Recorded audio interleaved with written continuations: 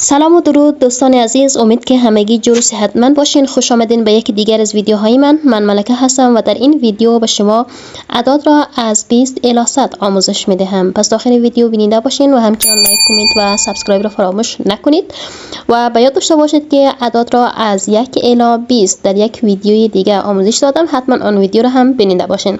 پس بریم که درس خود آغاز بکنیم. شل به معنی 20. شل 20. دوستان عزیز، زمانی که شما میخواین 21 میگین، شل به 20 تبدیل میشه. یعنی شل در زبان پشتو میگه 20 شل میگه و زمانی که شما میگین 21 میشه یو ویشت. یو ویشت به معنی 21، یعنی شل به 20 تبدیل میشه. یو ویشت 21، دو ویشت 22، دری ویشت 23، سلور ویشت 24، پینزه ویشت 25، اشپک ویشت 26، او ویشت 27، اته ویشت 28، نه ویشت 29، درش 30. درش 30. یو درش 31، دو درش 32، دری درش 33، سلور درش 34، پینزه درش 35، اشپک درش 36، او درش 37، اته درش 38، نه درش 39. سلویخت 40.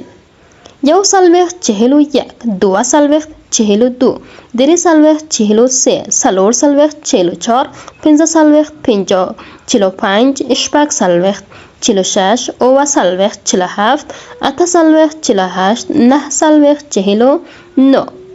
پنځوس 50. یو پنځوس 51، دو پنځوس 52، دری پنځوس 53، سلور پنځوس 55، پنځه پنځوس 55، اشپک پنځوس 56، او پنځوس 57، اته پنځوس 58، نه پنځوس 59. اشپیته 60.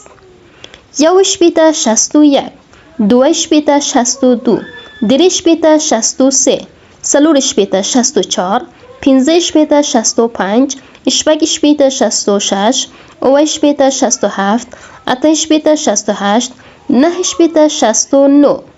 اویا 70.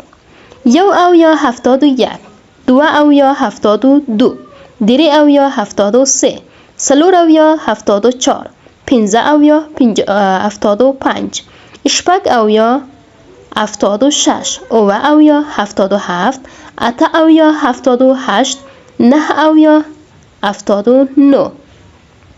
اتیا 80. یو اتیا 81، دو اتیا 82، دری اتیا 83، سلور اتیا 84، پنځه اتیا 85، اشپک اتیا 86، او اتیا 87، اته اتیا 88، نه اتیا 89. نوی 90. یو نوی 91، دو نوی 92، دری نوی 93، سلور نوی 94، پنځه نوی 95، اشپک نوی 96، او نوی 97، اته نوی 98، نه نوی 99. سل 100. دوستان عزیز، این بود اعداد از 20 الی 100. اگر این ویدیو براتون مفید بود، حتما این ویدیو را لایک کنید. اگر هنوز سابسکرایب نکردید، سابسکرایب کنید تا هیچ ویدیو را از دست ندهید. تا ویدیوی بعدی شما را به خدای پاک میسپارم.